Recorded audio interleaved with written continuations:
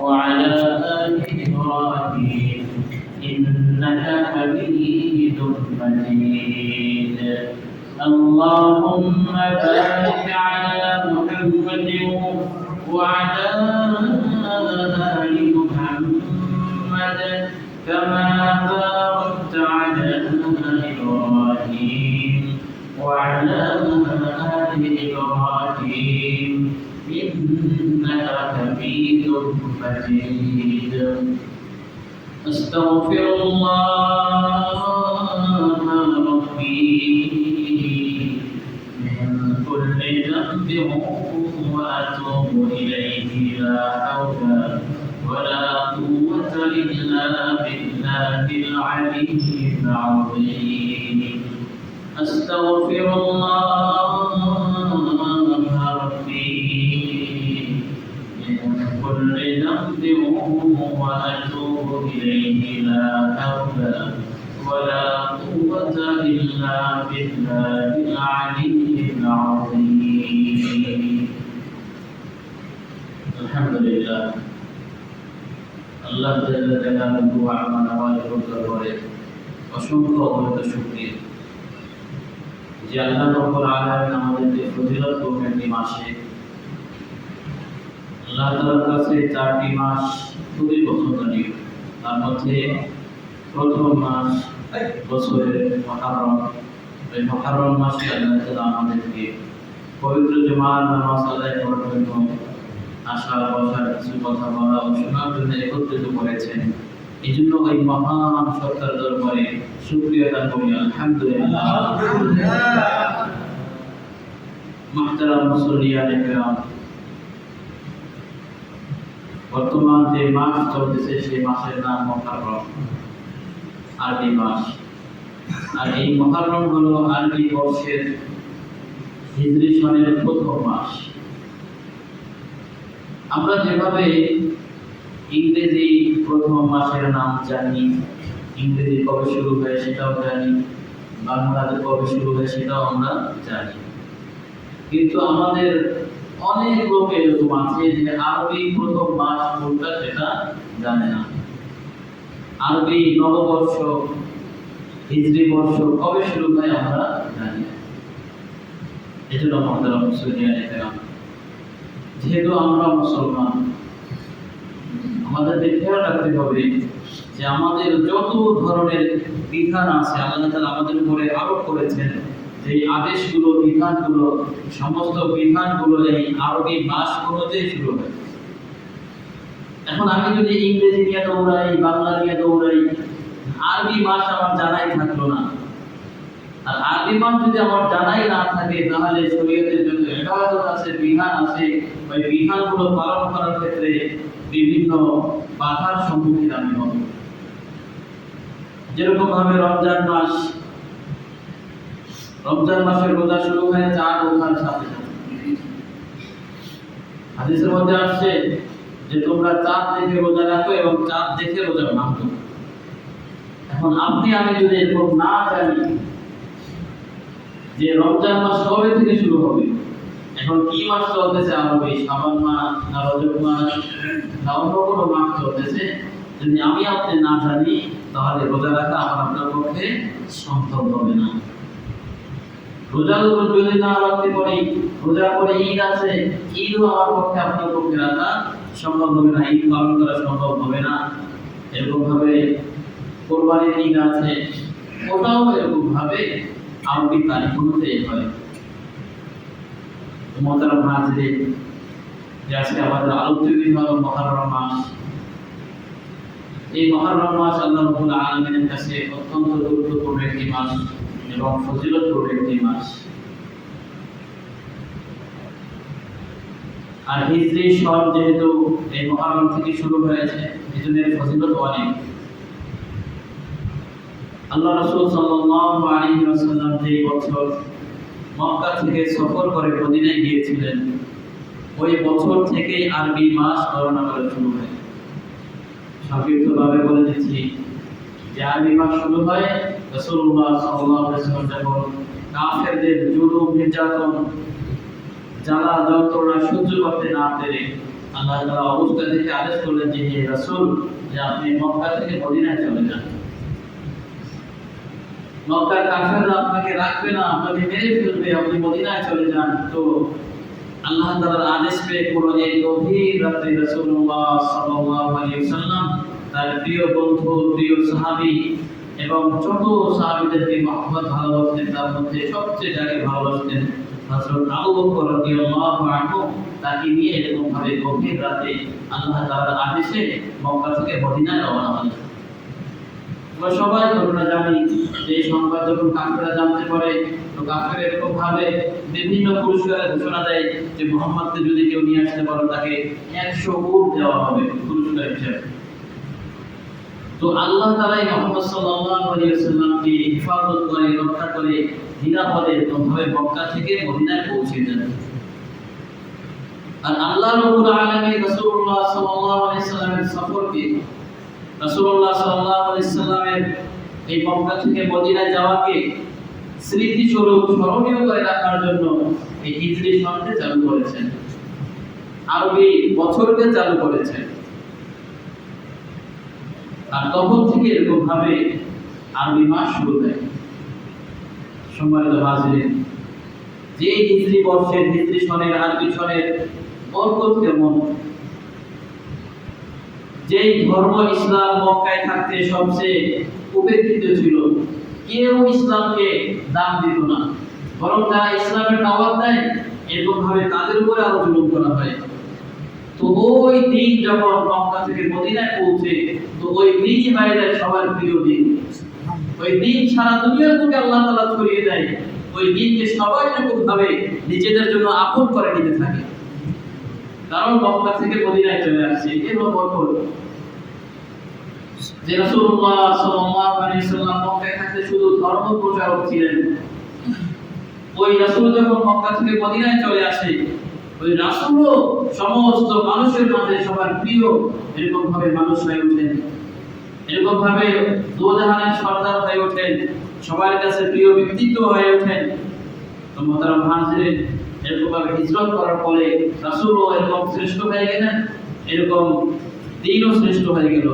আর যেই সমস্ত উম্মতরা মক্কায় থেকে এরকম ভাবে কাফেরদের জুলুম নির্যাতনের শিকার হয়েছিল, ওই মুসলমানরা, ওই ইমানদাররা, ওই সাহাবীরা মদিনায় যাওয়ার পরে এরকম ভাবে সমস্ত জুলুম নির্যাতন যন্ত্রণা থেকে মুক্ত হয়ে আল্লাহ তাআলা নিরাপদের চাদরে আশ্রয় গ্রহণ করলেন।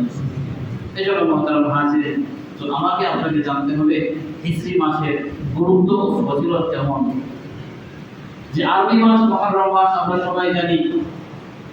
তো আল্লাহ রাব্বুল আলামিন পবিত্র কোরআনে ইরশাদ করেন, ইন্না ইদ্দাতাশ শুহুরি ইনদাল্লাহি 12 শাহরান ফি কিতাবিল্লাহ ইয়াওমা খালাকাস সামাওয়াতি ওয়াল আরদি মিনহা আরবাআতুল হুরুম। যে আল্লাহ তাআলার কাছে পছন্দনীয় যে মাসগুলো আছে, আল্লাহ তাআলার কাছে পছন্দনীয় মাস হলো 4টি, আর সর্বমোট মাস হলো 12টি। যে ইন্না ইদ্দাতাশ শুহুরি ইনদাল্লাহি 12 শাহরান ফি কিতাবিল্লাহ, তো 12টি মাস আল্লাহ তাআলার কাছে এরকম ভাবে মনোনীত, যেটা কোরআনে আল্লাহ তাআলা বলেছেন 12 মাস। এরপরে ওই 12 মাসের মধ্যে সবচেয়ে প্রিয় মাস হলো 4টা, মিনহা আরবাআতুল হুরুম, যে 4টি মাস আল্লাহর কাছে সবচেয়ে সম্মানিত মাস।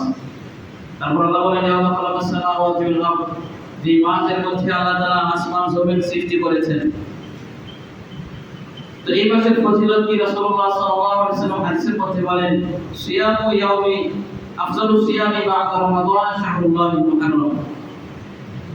যে রমজান মাস, এটা তো ফরজ মাস, সবাই জানি যে রমজানের রোজা সবার উপর রাখতে হয়। তো রমজান মাসের পরে উত্তম রোজা কোনটি? রাসূলুল্লাহ সাল্লাল্লাহু আলাইহি ওয়াসাল্লাম বলেন, আফদালু সিয়ামি বা'দা রমাদান শাহরুল্লাহিল মুহাররম। যে কোনো বান্দা এরকম ভাবে রমজানের পর যদি আশুরা মুহররম মাসের রোজা রাখে, মুহররম মাসের রোজা রাখে, ওই মুহররম মাসের রোজা আল্লাহ তাআলার কাছে সবচেয়ে প্রিয় রমজানের রোজার পরে। তার মানে বোঝা গেল, কোন ব্যক্তি যদি মুহররম মাসের যে কোনো সময় রোজা রাখে, ওই রোজার সওয়াব কেমন হবে? রমজানের রোজার পরের সওয়াবের স্থানে মুহররম মাসের রোজার সওয়াব। এই জন্য আমাদের যার যখন সুযোগ হয় এই মাসের মধ্যে আমরা কমপক্ষে হলে একটা রোজা রাখার চেষ্টা করব। 2 নম্বর ফজিলত হলো এই মাসের নির্দিষ্ট একটা দিন আছে, আমরা যেটাকে সবাই আশুরার দিন বলি, 10 মুহররম। রাসূলুল্লাহ সাল্লাল্লাহু আলাইহি ওয়াসাল্লাম হাদিসের মধ্যে বলেন, সিয়ামু ইয়াউমি আশুরা নাহতাসিবু আলা আল্লাহি আন ইউকাফিরা সানাতা আল্লাতী ক্বাবলাহু ওয়াস সানাতা আল্লাতী বা'দাহু। কোন বান্দা, কোন ব্যক্তি যদি, কোন উম্মত যদি আশুরার দিনে রোজা রাখে, অর্থাৎ 10 মুহররমের রোজা রাখে, তো আল্লাহ তাআলা এই 10 মুহররমের রোজার বরকতে 1 বছর আগের এবং 1 বছরের পরের গুনাহ মাফ করে দিবেন। সুবহানাল্লাহ। এখন আমরা আসি যে এই যে 10 মুহররম রোজা রাখবো, আশুরার দিনে রোজা রাখবো, এই রোজাটা কোথা থেকে আসলো? নিজেদের মন করা বানালে তো হবে না। রাসূলুল্লাহ সাল্লাল্লাহু আলাইহি ওয়াসাল্লাম হিজরত করে যখন মদিনায় আসলেন, মদিনায় আসার পরে দেখলেন যে মদিনার ইহুদিরা রোজা রাখতেছে 10 মুহররম। তো রাসূলুল্লাহ সাল্লাল্লাহু আলাইহি ওয়াসাল্লাম তাদেরকে জিজ্ঞাসা করলেন, এই রোজা কোথা থেকে আসলে, কিভাবে তোমরা পেলে?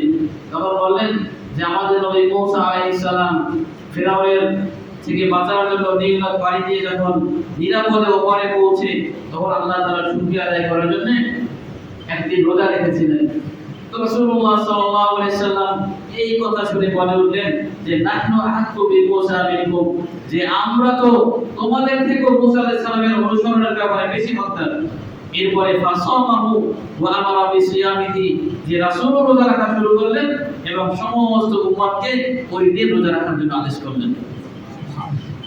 এখন আসি, যেহেতু আমরা একদিন রোজা রাখার আদেশ পাইলাম, আর রাসূল সাল্লাল্লাহু আলাইহি সাল্লাম যখন মদিনায় আসলেন তখন দেখলেন যে একদিন ইহুদিরা রোজা রাখছে, যখন আমাদের রোজাটা ইহুদিদের সাথে মিলে যায়, তো কেমন যেন হেরাও একটা রাখে, আমরাও একটা রাখি।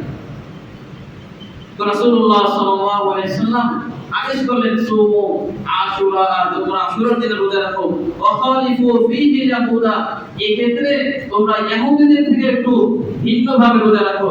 কেমনে? সুমু ক্বাবলাহু ইয়াওমান ওয়া বা'দাহু ইয়াওমান, যে আশুরার দিনের সাথে মিলাইয়া হয়তো একদিন আগে নয়তো একদিন পরে, হয়তো 9 অথবা 10 অথবা 10 এবং 11, এই 2 দিনের রোজা রাখা। এইজন্য মুহতারাম হাজিরিন, আমি আপনি যদি এই 2 দিন রোজা রাখতে পারি, তবে আল্লাহ তাআলা বলেন, রাসূলুল্লাহ সাল্লাল্লাহু আলাইহি ওয়াসাল্লাম ইরশাদ করেন যে এই রোজা রাখার ফজিলত, যে 1 বছর আগে এবং 1 বছর পরের গুনাহ আল্লাহ তাআলা মাফ করে দিবেন। সুবহানাল্লাহ। এইজন্য সবাই চেষ্টা করবে এই মাসে রোজা রাখার জন্য। তো মুহতারাম হাজিরিন, এই মাসের আরো গুরুত্বপূর্ণ একটা আমল হলো বেশি বেশি ইস্তিগফার করা। আমরা শেষ জামানার মানুষ, যে আমাদের বর্তমান অবস্থা এখন কেমন, যে যেখানেই যাই সব জায়গায় গুনার পরিবেশ। আমার বাড়িতে, রাস্তা ঘাটে, চলার পথে, যেখানেই যাই চতুর্দিকে গুনাহ আর গুনাহ। এইজন্য নফস আর শয়তান যেহেতু আমাদের সাথে আছে, এইজন্য আমাদের মাধ্যমে গুনাহ হয়ে যাবে, কিন্তু আল্লাহ তাআলা একটা রাস্তা রেখে দিয়েছেন যে ইস্তাগফিরু রাব্বাকুম সুম্মা তুবু ইলাইহি, যে তোমরা তোমাদের রবের কাছে ক্ষমা চাও, তওবা করো এবং আল্লাহর কাছে মাফ চাও। এইজন্য মুহতারাম হাজিরিন, আল্লাহ তাআলা কোরআনের মধ্যে অনেক জায়গায় বলেছেন ইস্তিগফারের কথা, ক্ষমার কথা। এইজন্য আমরা যখনই কোনো অন্যায় হয়ে যায় বা বাজার হয়ে যায়, এরকম বেশি বেশি ইস্তিগফার পাঠ করার চেষ্টা করব। আস্তাগফিরুল্লাহ রাব্বি মিন কুল্লি যামবিন ওয়া আতুবু ইলাইহি লা হাওলা ওয়ালা কুওয়াতা ইল্লা বিল্লাহিল আলিয়্যিল আযীম। এইজন্য মুহতারাম হাজিরিন, সর্বপ্রথম আমরা মুহররম মাসে রোজা রাখবো, তারপর মুহররম মাসের নির্দিষ্ট একটা দিন আছে, ওই দিনে রোজা রাখবো, তারপর বেশি বেশি ইস্তিগফারের আমল আমরা করব। এখন আসি যে এই দিন ফজিলতপূর্ণ হওয়ার কারণটা। দুনিয়ার শুরু থেকে আল্লাহ রাব্বুল আলামিন বিভিন্ন ঘটনা এই 10 মুহররম ঘটিয়েছেন। হযরত আদম আলাইহিস সালাম দুনিয়াতে এসেছেন, ইউনূস আলাইহিস সালামকে আল্লাহ তাআলা মাছের পেট থেকে রক্ষা করেছেন। এরকম ভাবে জান্নাত জাহান্নাম আল্লাহ তাআলা এই দিনে বানাইছেন। তো অনেক স্মরণীয় এবং ইসলামের জন্য মাননীয় অনেক গুরুত্বপূর্ণ ঘটনা আল্লাহ তাআলা এই দিনে ঘটিয়েছেন। আর এই ঘটনা ঘটার কারণে তো আল্লাহ তাআলা এই দিনটাকে সমস্ত বান্দাদের মাঝে, উম্মতের মাঝে স্মরণীয় করার জন্য আল্লাহ রাব্বুল আলামিন রাসূলুল্লাহ সাল্লাল্লাহু আলাইহি সাল্লামের হিজরতের সময়টাও এই সময় করিয়েছেন। এই জন্য মুহতারাম মুসলিয়ানে কিরাম, আমাদের মধ্যে অনেকের একটা ভুল ধারণা আছে যে কারবালার ঘটনা, যে আমরা হয়তো মনে করি যে কারবালার ঘটনার কারণেই 10ই মুহররম আশুরার দিন দামি হয়েছে, এমনটা না। বরং 10ই মুহররম আগে থেকেই দামি, 10ই মুহররম আগে থেকেই আল্লাহ তাআলার প্রিয়। আর হোসেন রাদিয়াল্লাহু তাআলার শহীদ হওয়াটা যেহেতু 10ই মুহররম হয়েছে, তো এইজন্য আগের ফজিলতের সাথে আগের আল্লাহ তাআলার কাছে যে পছন্দনীয় সময় ছিল, ওই সাথে হোসেন রাদিয়াল্লাহু আনহুর শাহাদাতের ঘটনা যেহেতু মিলে গিয়েছে, এইজন্য এই দিনটি দামি হয়ে গিয়েছে। আমাদের মধ্যে একটা গ্রুপ আছে যারা শিয়া, শিয়াদের সম্পর্কে হয়তো অনেকেই জানি। শিয়ারা হলো প্রকৃতপক্ষে যে আমাদের নবীকে নবী মানে না, আমাদের নবীকে তারা নবী বিশ্বাস করে না, বরং তারা আরো আল্লাহ তাআলার উপর অপবাদ দেয় যে আল্লাহ তাআলা নবুয়ত নিয়ে আলীর কাছে পাঠাইছে, কিন্তু ভুলে জিবরাইল মুহাম্মদের কাছে চলে গেছে, নাউজুবিল্লাহ। তো তাদের বিশ্বাস হলো নবী হলো আলী, আর আলীর সন্তান যেহেতু হোসেন রাদিয়াল্লাহু তাআলা আনহু, তো এইজন্য তাদের বিশ্বাস ফলে তারা এই কথাই বিশ্বাস করে যে না, মুহাম্মদ সাল্লাল্লাহু আলাইহি সাল্লাম জোরপূর্বকভাবে ভুল ক্রমে নবী হয়েছেন। এজন্য আমার আপনার বিশ্বাস করতে হবে, শিয়ারা যেহেতু আলীকে হোসেন রাদিয়াল্লাহু আনহুকে সম্মান করে, এই জন্য ওই দিন তারা এরকম বিভিন্ন ধরনের অনুষ্ঠান, তাজিয়া মিছিল, শরীরের উপরে আঘাত করা, বিভিন্ন দোয়া মিলাদ সব কিছুর আয়োজন করে থাকে। অথচ ইসলামের মধ্যে কোনো তাজিয়া মিছিলের অনুমতি নাই, এরকম ভাবে কোনো শরীরের উপর আঘাত করা নাই। রাসূলুল্লাহ সাল্লাল্লাহু আলাইহি সাল্লাম এই হাদিসে বলেন যে শরীরে আঘাত করে, চেহারায় আঘাত করে, সে তো আমার উম্মতের অন্তর্ভুক্ত না। এই শরীরকে আল্লাহ তাআলা সম্মানিত করেছেন। যে আমরা সবাই জানি যে হারাম একটা জিনিস আছে, যে কোনো প্রাণী খাওয়া এরকম ভাবে হারাম। কিসের কারণে? যে খারাপির কারণে হারাম। দেখা যায় ওই জিনিসটা খাইলে ভক্তি হয় না, খারাপ লাগে, দেখতে ঘৃণা লাগে, ওই কারণে হারাম। আর মানুষকে আল্লাহ তাআলা হারাম করেছেন সম্মানের কারণে। মানুষের কোনো একটা অঙ্গে কোনো আঘাত করা যাবে না, কোনো একটা অঙ্গ বিক্রি করা যাবে না, কোনো অঙ্গের মধ্যে কোনো ধরনের যেন ত্রুটি না হয়, আল্লাহ তাআলা ডাইরেক্ট নিষেধ করে দিয়েছেন। অথচ শিয়ারা কি করে? যে মহব্বত দেখানোর জন্য শরীরে আঘাত করে রক্ত রঞ্জিত হয়ে যায়, এরকম ভাবে হাই হোসেন, হাই হোসেন, হাই হোসেন করে ডাকতে থাকে। আর আমাদের মতো অনেক মুসলমান এরকম আছি যারা এরকম ভাবে শিয়াদের দলে যে যোগ দিয়ে তাদের সাথে হাই হোসেন, হাই হোসেন করি। তো আমাকে আপনাকে মনে রাখতে হবে যে আমাদের নবী মুহাম্মদুর রাসূলুল্লাহ সাল্লাল্লাহু আলাইহি ওয়াসাল্লাম তিনি হলেন শেষ নবী, তিনি হলেন শেষ নবী। মা কানা মুহাম্মাদুন আবা আহাদিন মির রিজালিকুম ওয়ালাকিন রাসূলুল্লাহি ওয়া খাতামান নাবিয়্যিন। আল্লাহ তাআলা নিজেই কোরআনে বলেন যে মা কানা মুহাম্মাদুন আবা আহাদিন মির রিজালিকুম, যে মুহাম্মদ তোমাদের কারো কোনো পিতা নয়, বরং তিনি হলেন আল্লাহ তাআলার নবী এবং সর্বশেষ নবী। এজন্য আল্লাহ তাআলা কোরআনে বলেন আতিউল্লাহ ওয়া আতিউর রাসূল ওয়া উলিল আমরি মিনকুম, যে সর্বপ্রথম তোমরা আমাকে অনুসরণ করো, আল্লাহ তাআলার অনুসরণ করো, এরপরে ওয়া আতিউর রাসূল, যে রাসূলের অনুসরণ করো। এরপরে আসে যুগের যে আমির থাকে, দিনদার যদি কোনো ব্যক্তি থাকে যারা সবাই আমির মানে, ওই আমির যদি আল্লাহ তাআলার হুকুম অনুযায়ী চলে, আল্লাহ তাআলার দ্বীন অনুযায়ী চলে, তাহলে ওই আমিরকে অনুসরণ করা যাবে। মুহতারাম হাজিরিন, যারা এরকম ভাবে শিয়াপন্থী, শিয়া করে, তাজিয়া মিছিল করে, আমাদের আরেকটু জানা থাকা দরকার, ওরা যে কারবালার দিবস পালন করে, ওই কারবালা সংগঠিত হয়েছিল 61 হিজরিতে। রাসূলুল্লাহ সাল্লাল্লাহু আলাইহি সাল্লামের ইন্তেকালের প্রায় 50 বছর পরে। আর ওইটা যদি ফজিলতপূর্ণ হতো, এরকম ভাবে মানার মধ্যে কোনো লাভ হতো তো রাসূলই বলে যাইতেন, রাসূলই বলে যাইতেন যে তোমরা তাজিয়া মিছিল করো, তোমরা শরীরে আঘাত করো, তোমরা এরকম ভাবে বিভিন্ন মিলাদ মাহফিল অনুষ্ঠান করো। তো রাসূল বলে গিয়েছেন, আল্লাহ তাআলা বলেছেন যে তোমরা সৎ আমল করো, সৎ আমল করো, যে আমলের মাধ্যমে কোনো জানের উপরে ক্ষতি না হয়, জানের উপরে এরকম ভাবে জুলুম না হয়, কোনো ধরনের এরকম ভাবে এমন পরিস্থিতি না হয় যে ওই জীবনটা এরকম ভাবে মৃত্যু হওয়ার কাছাকাছি চলে যায়। যেরকম ভাবে বিদেশে বিশেষ করে ইরানে অনেক শিয়া, যে তারা এরকম ভাবে ছোট ছোট বাচ্চাদেরকে, ছোট ছোট বাচ্চার শরীরকে আঘাত করে ওই শরীর থেকে রক্ত বের করে। কারণ যে হুসেন রাদিয়াল্লাহু আনহু শাহাদাত হয়েছে, এরকম তিনি রক্তে রঞ্জিত হয়ে ইন্তেকাল করেছেন, শহীদ হয়েছেন এই মহব্বত ও ভালোবাসায়।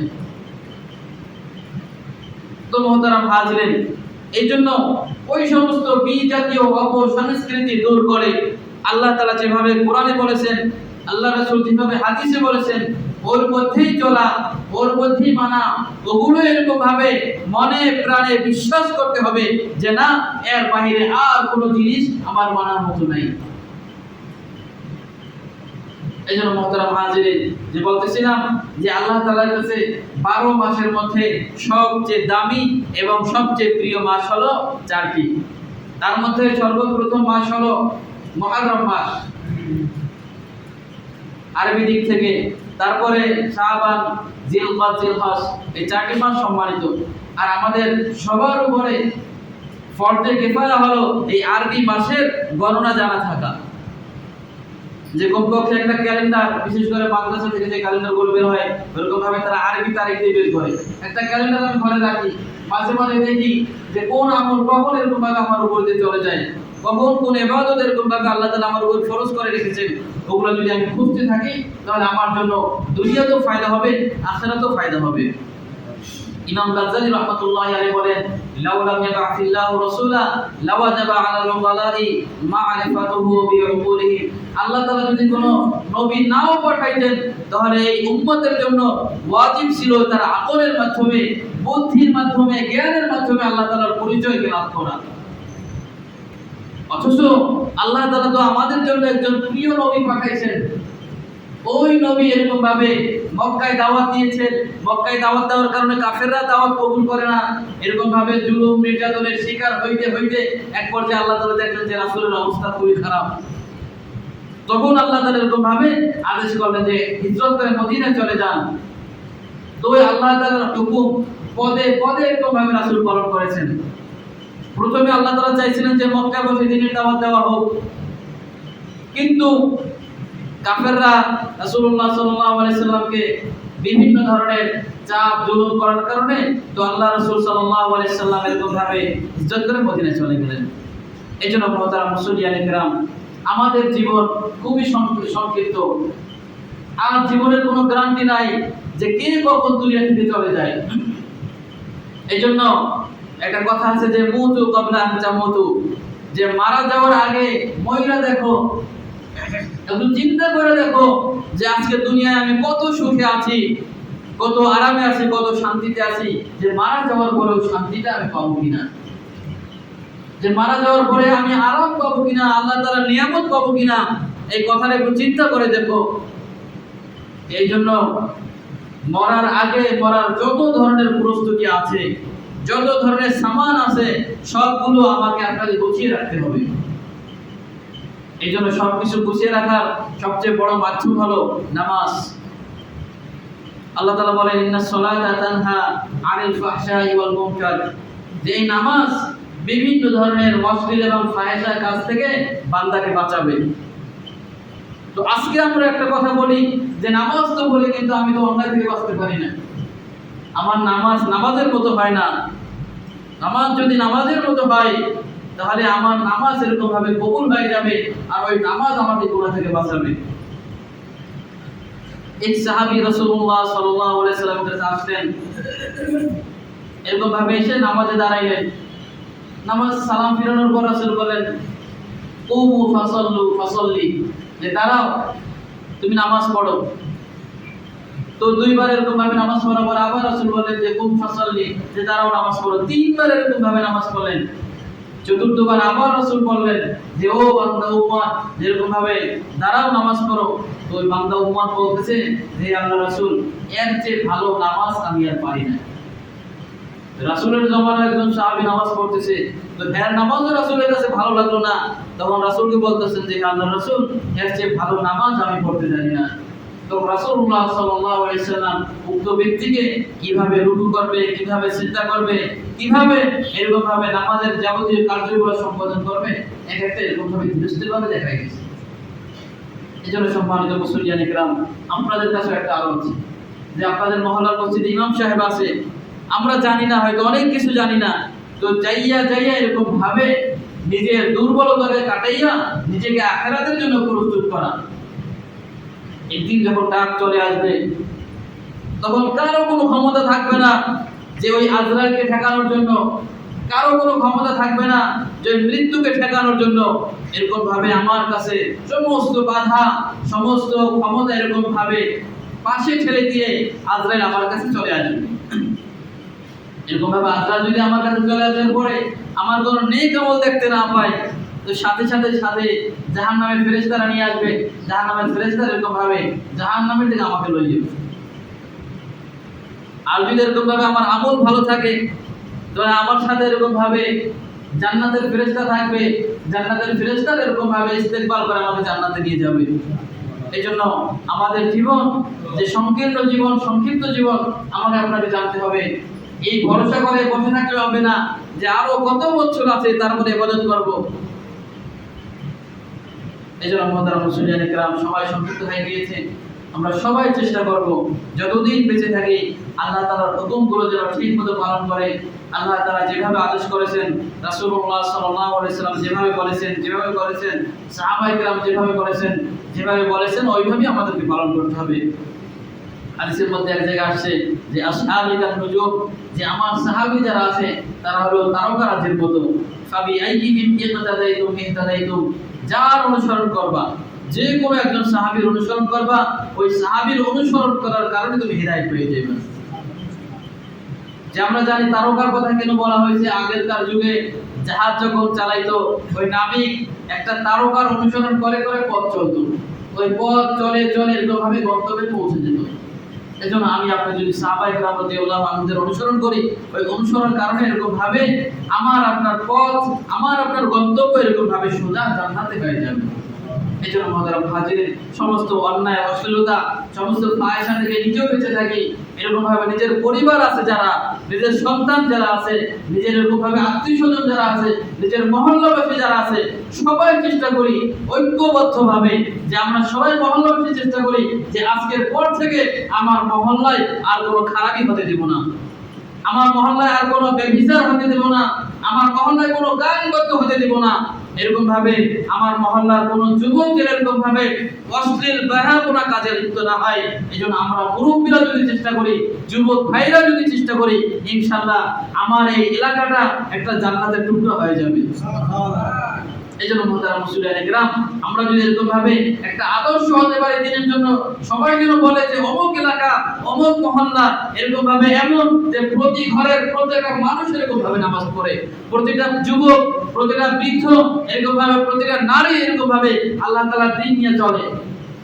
এই অবস্থা যখন আল্লাহ তাআলা দেখবেন আমাদের উপরে যত ধরনের রহমত আছে, যত ধরনের বরকত আছে, এরকম ভাবে আল্লাহ তাআলার যত নিয়ামত আছে, সমস্ত নিয়ামতগুলোর মাধ্যমে এরকম ভাবে আমাদেরকে আলোকময় করে দিবেন।